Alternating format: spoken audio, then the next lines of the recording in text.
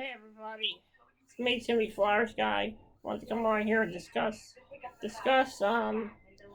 Flyers' weaknesses over the years and how they haven't been able to overcome those weaknesses. Let's start with number one, the 2012 lockout.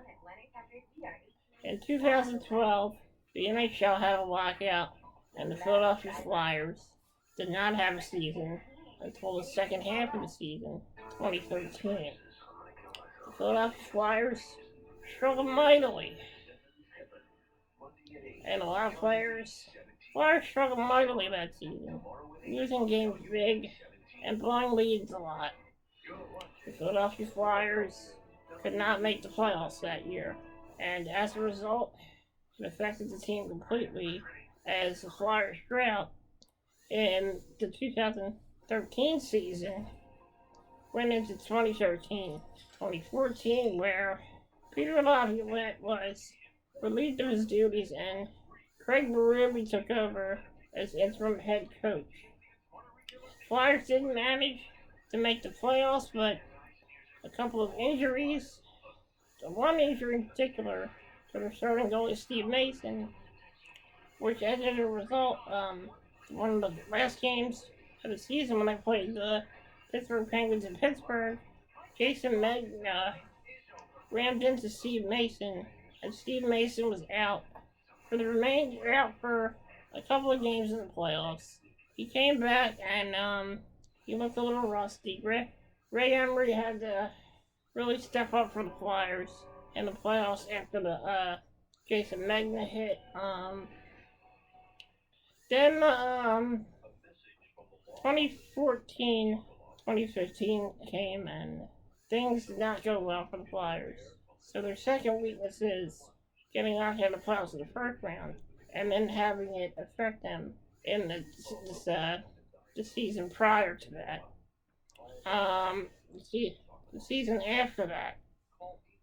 So we get into our weakness number two, would have to be the COVID protocol.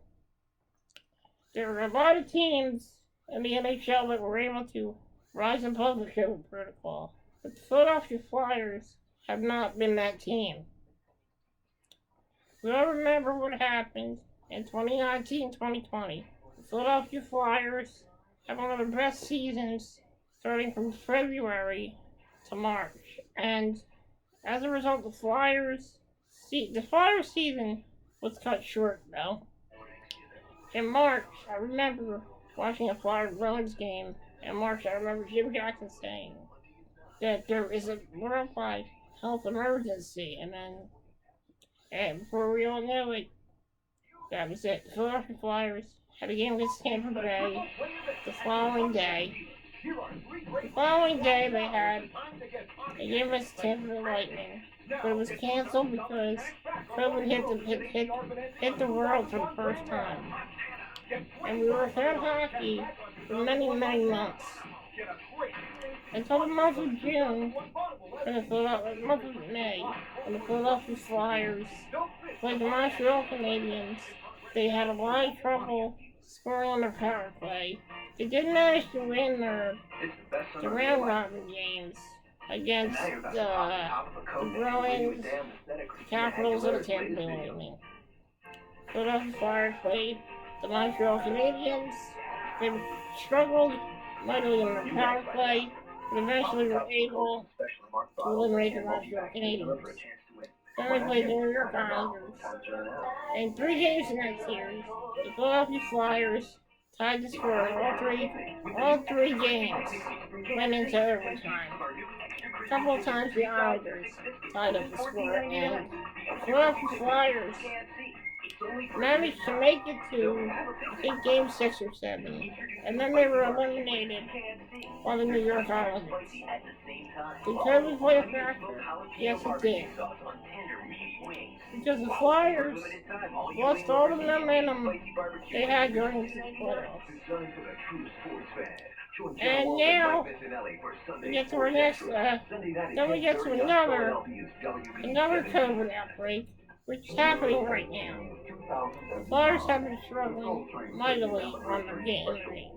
They've been outshot heavily. They've been outscored heavily.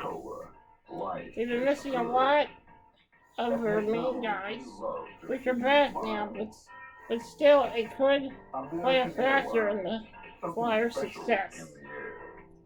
So the Flyers' weaknesses are NHL Wildcats, Trevor Protocols, and trying to have a good season after being eliminated from the playoffs. So that's their weaknesses. I'm hoping the Flyers can work on these weaknesses and they can get better. I really hope that they can do better because we haven't not made the playoffs for 2 years in a long time. That would be when we missed the playoffs a lot. 89, 90, 91, 92, 92, 93, and 93, 94. But hopefully things get better. The Flyers have to rise above their weaknesses. And they have to start winning no matter what. No excuses.